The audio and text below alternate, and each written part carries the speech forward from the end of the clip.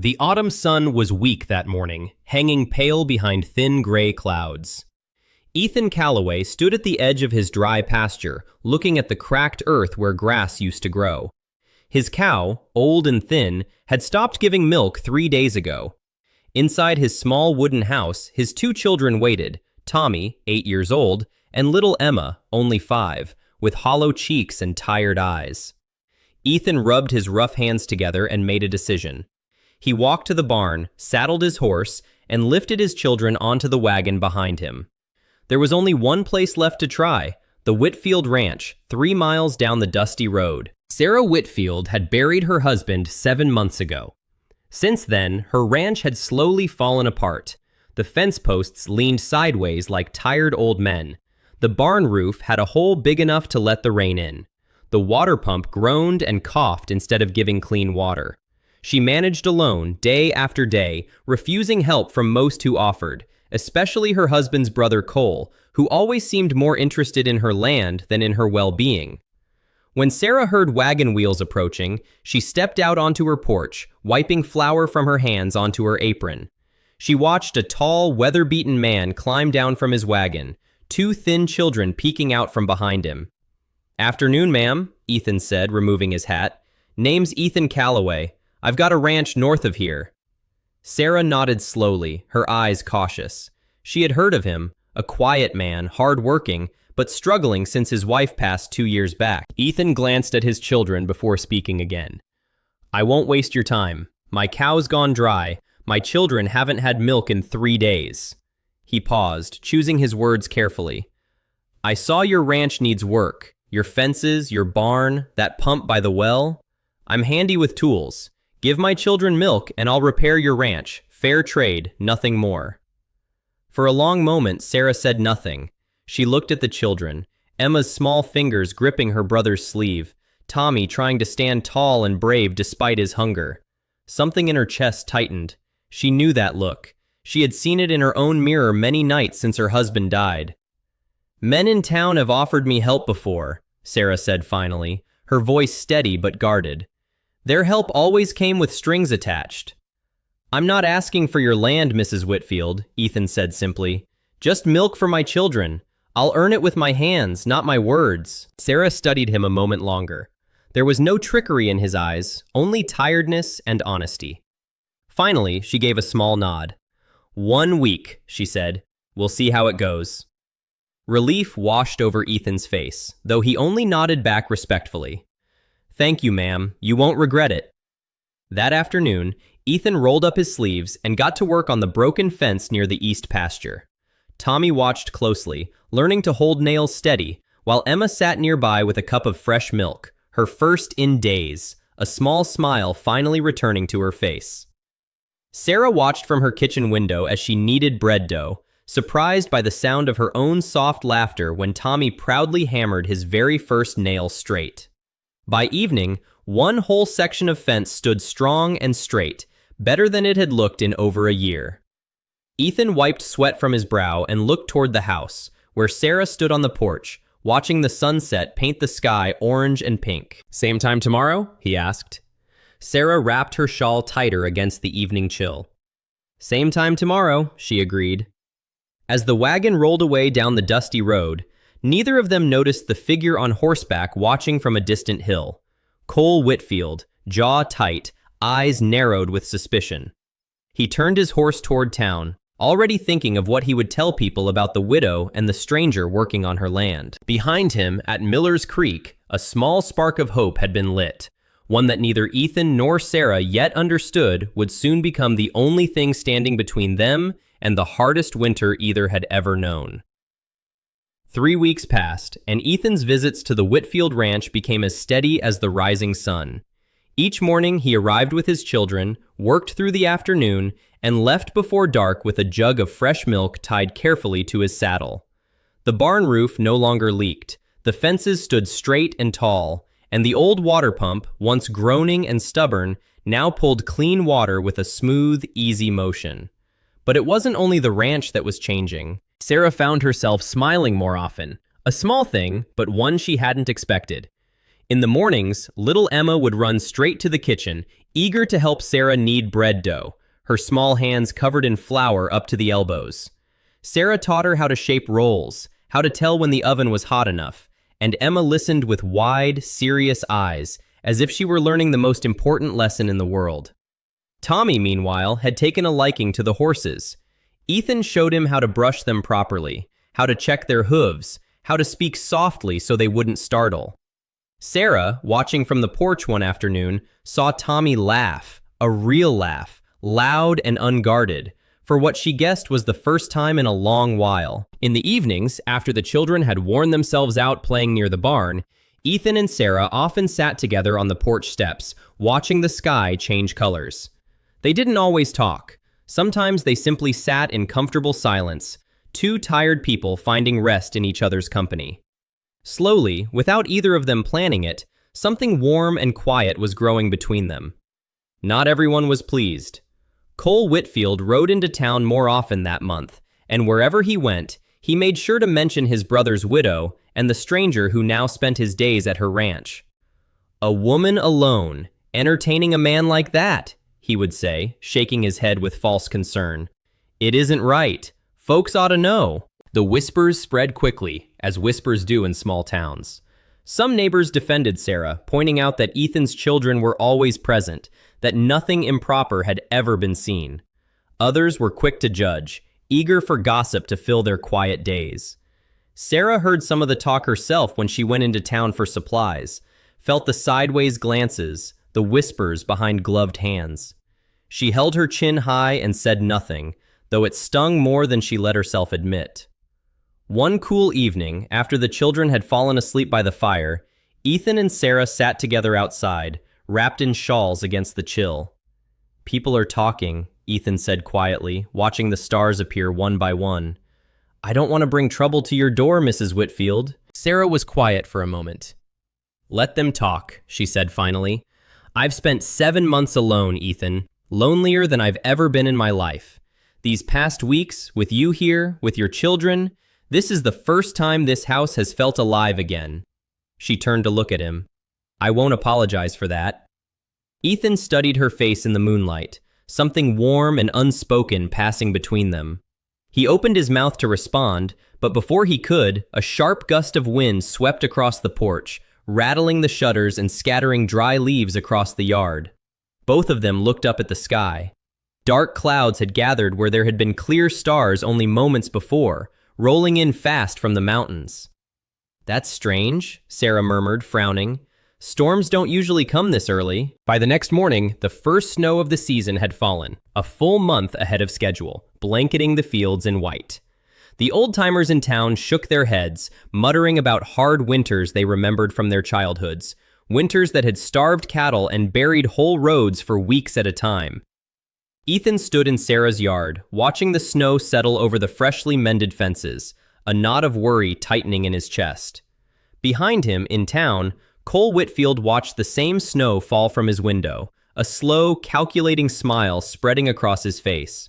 Hardship, he knew, made people desperate, and desperate people made mistakes. Winter had arrived early, and with it, a storm far greater than falling snow was beginning to gather over Miller's Creek Dot. The snow did not stop after that first fall. Week after week it kept coming, piling higher against the fences Ethan had so carefully mended. The old-timers in town had been right. This was no ordinary winter. Roads vanished under white drifts. The creek froze solid. Supply wagons could no longer reach the smaller ranches, and both Ethan's and Sarah's stores of food and firewood grew dangerously thin. Ethan split his days between his own struggling ranch and Sarah's, worried sick about his cattle, which grew thinner with each passing week. Sarah rationed what food remained in her pantry, teaching Emma to make thin but warm soup stretch across 3 meals instead of 1. Despite the hardship, the two families leaned on each other more than ever, sharing what little they had.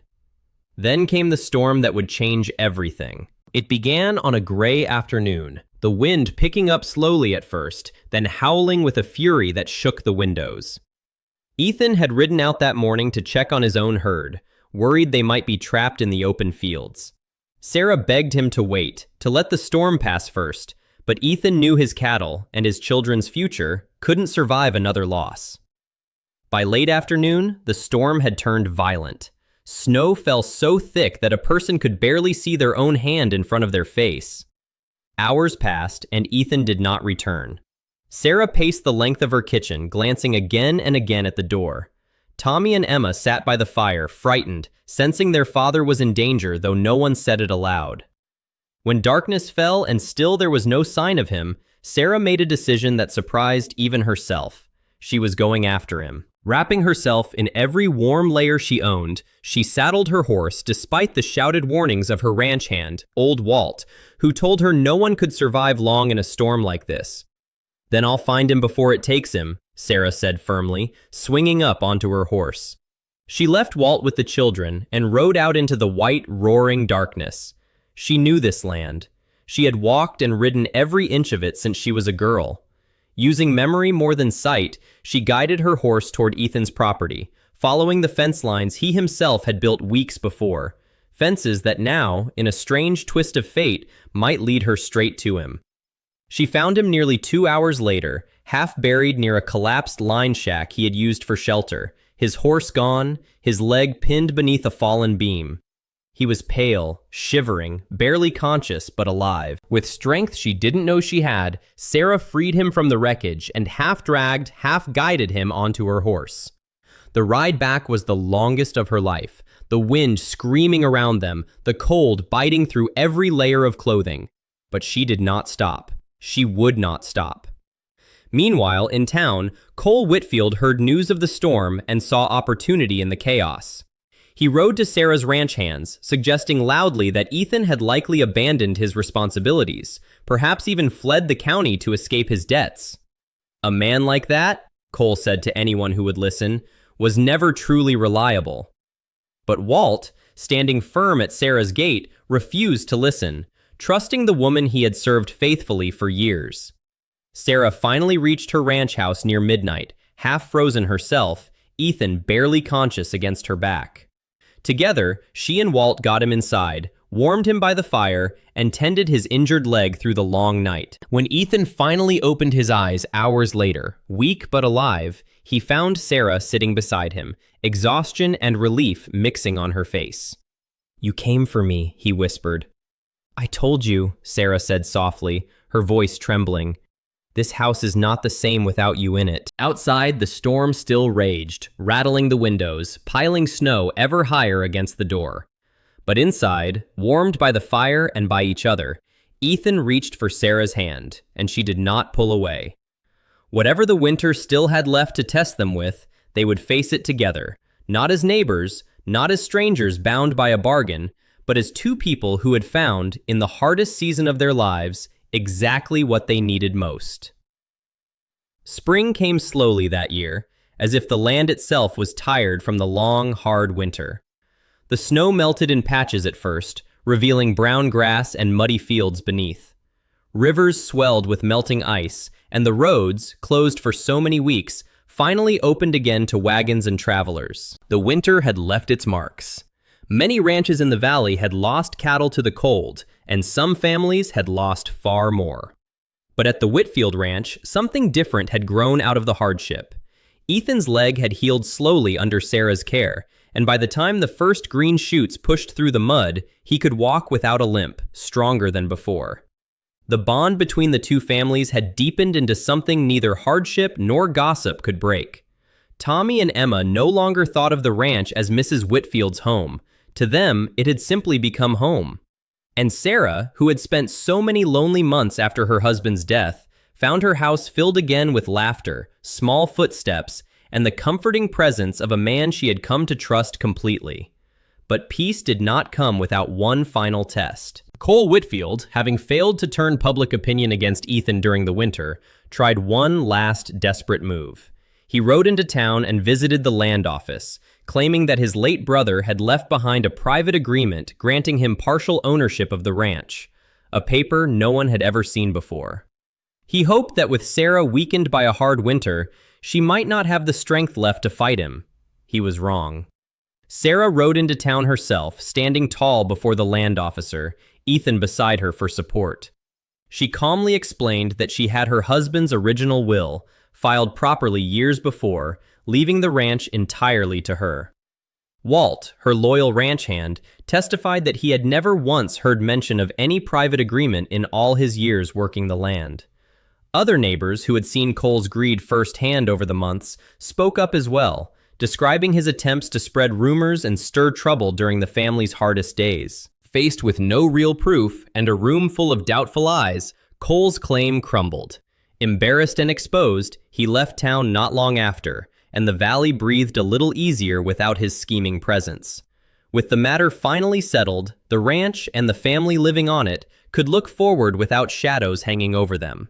As spring deepened into early summer, neighbors gathered at the Whitfield Ranch for a celebration long overdue.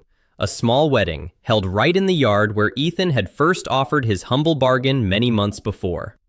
Wildflowers bloomed along the fence lines he had built with his own hands. The barn, fully repaired, stood proudly behind them, its new roof shining under the clear blue sky. Tommy stood at his father's side, no longer a thin, hungry boy, but a strong young helper who had learned to work the land with pride. Emma, in a simple white dress, held a small bouquet of wildflowers, standing close to Sarah as if she had always been her mother. When the small ceremony ended and the modest celebration began, Ethan found a quiet moment to stand once more at Sarah's gate, just as he had on that very first day. He remembered how nervous he had felt then, how desperate, hoping only for milk to feed his hungry children. Sarah walked up beside him, slipping her hand into his. "Do you remember what you told me that first day?" she asked softly. Ethan smiled, looking out over the ranch that had become their shared home. "Give my children milk," he said quietly, "and I'll repair your ranch." Sarah leaned her head against his shoulder, watching Tommy and Emma laughing near the barn, the fields green and alive behind them.